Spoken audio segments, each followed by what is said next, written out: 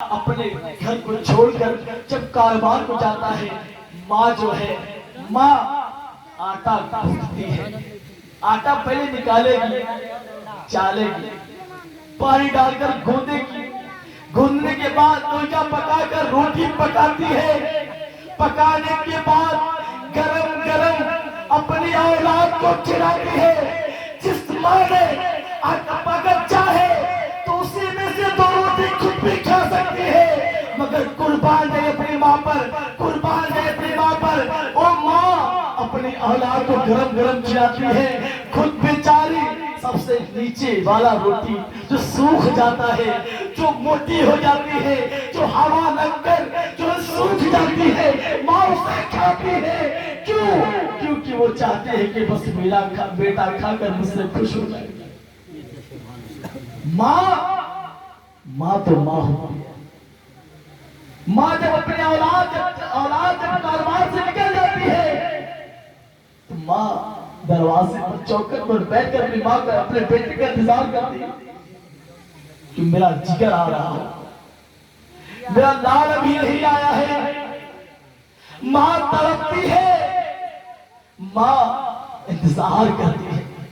आज हम जैसे घर पहुंचते उसी माँ जो मेरा इंतजार कर रही होती है, उसी माँ को क्या इतना भी नहीं कह सकते अम्मी मैं आ चुका हूँ। जो माँ तुम्हारे लिए भूखी प्यासी रहकर तुम्हारा इंतजार कर रही है, मगर आज औलाद उस माँ को बगैर देखे घर से अंदर घुस जाता है कि उसका इंतजार कोई और कर रहा है ना।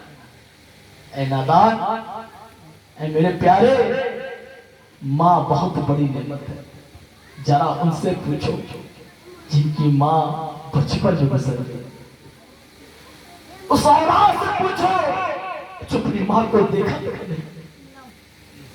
उस औलाद से पूछो जो साल साल तक अपनी माँ से दूर है, विदेश में कमाने गया हो। उस औलाद से पूछो जो अपने कारोबार के लिए निकला हुआ है पर भी अपनी माँ से मुलाकात नहीं कर सकता।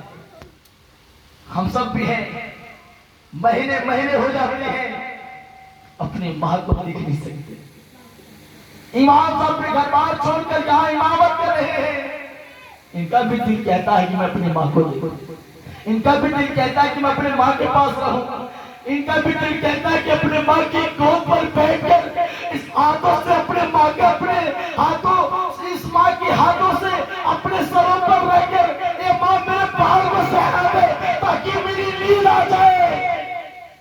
मगर आज माँ तुम्हारे सामने होती है, मगर हम माँ को देखने को तैयार नहीं। आज ये माँ के मर्तबे के बारे में बताता हूँ। आज हम दुनिया का गुनाह करते हैं, आज फिल्में ड्रामे देख रहे हैं, गाने बाजे सुन रहे हैं, इन आंखों से गुनाह पे गुनाह कर रहे हैं। फला की बच्ची को देख रहे हैं, फला के लड़कियों को देख रहे हैं, पिक्चरें देख रहे हैं, गंदी फिल्में ड्रामे देख रहे हैं। ऐ मेरे प्यारे साईं भाइयों, अल्लाह ने इस आंख को इसलिए नहीं दिया है कि तुम इस आंखों से बदनिगाही करो। अगर देखना है तो फिर उस बूढ़ी माँ को देखो, देखना है तो फिर उस प्यारी अपनी जान को देखो। रिवायत में आता है एक हाजी हज करने जाता है, लाखों लाख रुपए खर्च करता है और जाता है। कितने हाजी गए हैं, एक यहाँ से जाने के बाद वो लाखों लाख रुपए, एक हाजी 4 लाख रुपए खर्च कर रहा है और हज पे जा रहा है और 45 दिन का टूर होता है। अच्छा ये बताओ, एक हाजी 4 लाख रुपए खर्च करने के बाद 45 दिन जाने के बाद खाने काबा का तवाफ करके पत्थर मार के सफेद मरवा पर दौड़कर आपे ज़मज़म पीकर कुछ जो बंदा हज का अरकान पूरा करके आने के बाद क्या बताओ किसी की गारंटी है उसका हज कबूल है? हज कबूल है या नहीं? कोई गारंटी है नहीं। मगर अपने परवरदिगार पर कुर्बान जाइए। अल्लाह ताला फरमाता है अगर जिसने इस आंखों से अपनी प्यारी अपनी जान को एक बार सवाब देने से देखेगा, उसको मकबूल हज का सवाब मिलेगा। सुभान अल्लाह, सुभान अल्लाह, मकबूल हज का सवाब मिलेगा। एक हाजी हज करने जाता है, लाखों लाख खर्च करता है, गारंटी नहीं है हज कबूल हो गया हो, मगर माँ जिंदा है वो खुशनसीब औलाद है, जिनकी माँ हयात में है वो खुशनसीब औलाद है। आओ आज तौबा करते हैं। अगर तुम्हारी माँ तुमसे नाराज है, अगर माँ तुमसे रूठ गई है, आइए तौबा कर लेते हैं। माँ के कदमों को पकड़कर, बाप के हाथों को पकड़कर अम्मी से माफी मांग लो। मेरी अम्मी जान, मुझसे गलती हो चुकी है, मुझे माफ कर दे। और उसको इस आंखों से देख लो, इंशाअल्लाह मकबूल हज का सवाब मिलेगा। और याद रखिए, आखिरी पैगाम देकर जा रहा हो, जिसके माँ बाप नाराज हैं वो कभी दुनिया में ना कामयाब होगा ना आखिरत में कामयाब होगा। याद रखिए, अगर जब तुम्हें कोई मुसीबत पहुंचाए, इमाम को मत याद करो, ताबीज मत याद करो, किसी दरगाह पे मत जाओ, तुम मस्जिद पे आ जाओ। अगर जब तुम बीमार हो जाओ, जब तुम परेशान हो जाओ, जब तुम्हारा कारोबार न चले, जब तुम मुसीबत में गिरफ्तार हो जाओ, जब तुम दुनिया के ठोकर खाओ, जब दुनिया वाले तुमको ठोकर मार दे, जब तुम कर्जों में डूब जाओ, जब तुम मुकद्दमा मुब्तला हो जाओ, तो सबसे पहले अपने उस बूढ़ी माँ के पास जाना। ए अम्मी जान, मैं परेशान हूँ, ए अम्मी जान, मुकद्दमे में मुब्तला हो चुका हूँ, ए अम्मी जान, मैं बीमार हो चुका हूँ, ए मेरी प्यारी अम्मी, अल्लाह की बारगाह में दुआ कर दीजिए, हाथों को उठा दीजिए। खुदा की कसम कह रहा हूँ, जिसकी माँ ने हाथों को उठाकर दुआ कर दी, उसका दुनिया और आखिरत दोनों सर। तुम्हारी दुआ तुम्हारे घर में कबूलियत की घड़ी है। तुम्हारे घर में एक ऐसी दौलत है, ऐसी नेमत है, जिससे एक बार दुआ करा कर देखो। कहो अम्मी से, अम्मी आज मैं पेपर देने जा रहा हूं, अम्मी का हाथ चूम लो, अम्मी का पैर चूम लो और निकल जाओ इम्तिहान देने के लिए। और माँ से कहना, माँ दुआ करते रहना, इंशाअल्लाह ताला जिसकी माँ ने अपनी औलाद के लिए दुआ करती है वो दुनिया के इम्तिहान में कामयाब हो जाएगा और कब्र के भी इम्तिहान में कामयाब हो जाएगा इंशाअल्लाह। कहीं जाने की जरूरत नहीं, कहीं भागने की जरूरत नहीं है। अपने इन बूढ़े माँ बाप की खिदमत करिए। वो खुशनसीब औलाद है जिन्होंने बुढ़ापे में अपने माँ बाप को पाया।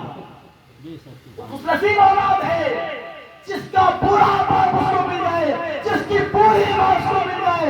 उससे बड़ा नसीब वाली औलाद कोई हो ही नहीं सकती है, जिसके माँ बाप बुढ़ापे में। इनको कभी बोझ मत समझना, कभी बोझ मत समझना।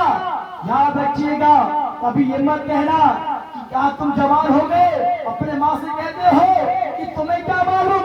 अरे नादान, जब तुम छोटे से थे, माँ की गोद में थे, जब तुमको भूख लगती थी, तुमको दूध मांगना नहीं आता था, तुमको पानी मांगना नहीं आता था, तुमको तुम्हारे पेट में दर्द होता था, तो तुम ये भी नहीं कह सकते थे कि अम्मी मेरे पेट में दर्द है, मेरे कान में दर्द है।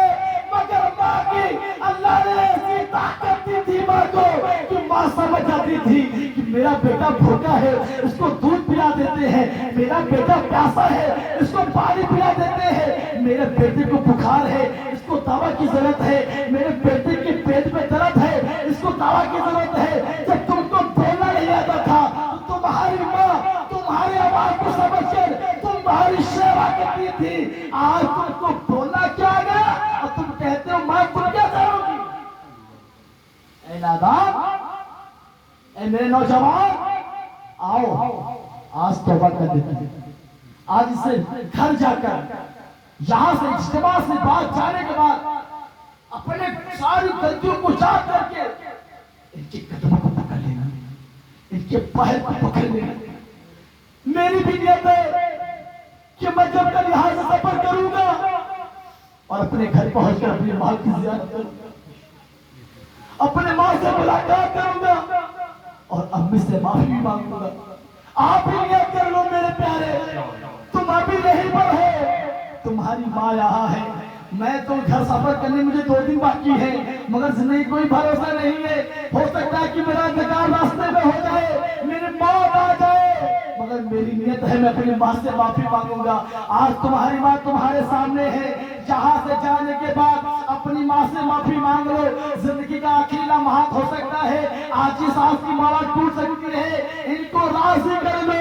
रिवायतों में आता है कि जिसके माँ बाप दुआ करते उसकी जिंदगी बदल जाएगी और और जिनके माँ बाप पर दुआ करने का भी कामयाब नहीं हो सकता है, क्योंकि रिवायत में आता है माँ बाप की दुआ और बद्दुआ दोनों बराबर हैं। अल्लाह ताला से दुआ है, अल्लाह ताला हम सबको अपने वालिदैन की खिदमत करने की तौफीक अता फरमाए, इनका अदब करने की तौफीक अता फरमाए, इनसे मोहब्बत करने की तौफीक अता फरमाए, इनकी खूब इज्जत करने की तौफीक फरमाए। अगर जाने अनजाने कभी गलती हो गई हो, ज़बान चला दिया होगा, कभी कुछ कह दिया होगा, कभी चिल्ला दिया होगा, तो आज उससे माफी मांग लेना, आज उससे तौबा कर लेना, पकड़ लेना पैर। तुम्हारी माँ है वो तुमको पैदा की है। उस माँ के बारे में आता एक रिवायत आगे में कह दो। एक रिवायत मैंने पढ़ा है कि अगर कोई औलाद, कोई बेटा अपनी माँ को अपने कंधों पर बैठाकर पूरी दुनिया सैर करा दे, पूरी दुनिया सैर करा दे, टहला दे, घुमा दे, जब माँ बच्चा पैदा करती है, जब उसको झटका लगता है, पहला झटका, उस झटके का सदका नहीं है, उसका बराबर नहीं कर सकता वो वाला, उसका बराबर ही नहीं कर सकता वो एक झटका। और औलाद को दुनिया सैर करा दे। तो ऐ मेरे प्यारे सारे भाइयों, जरा उस माँ को याद करो जिस माँ ने तुमको 9 महीने अपने पेट में रखा। उसकी आंखों को देखो एक बार जाकर, उसे करीब बैठ के जाकर देखो। माँ कभी तुम ये नहीं कहेगी मैं तुमसे नाराज हूँ, खुदा कसम जाके पूछ लेना बुला के कि अम्मी बता नाराज हो, तो कहेगी नहीं बेटा मैं कहाँ नाराज हूँ, यही कहेगी। तो आज जाकर अपने अम्मी से माफी मांग लेना है। और जिनकी माँ बाप जिंदा नहीं है, इंतकाल कर गए हैं, उनको भी चाहिए कि अपने माँ बाप को भूले मत। जब तक वो है कब्र में है, वो नहीं है आपके पास, तो अपनी नमाज में उनको याद किया करें, अपने नमाजों में दुआ करें अल्लाह हमारे और हमारे वालिदैन की मग़फ़िरत फरमा दे। ठीक है ना।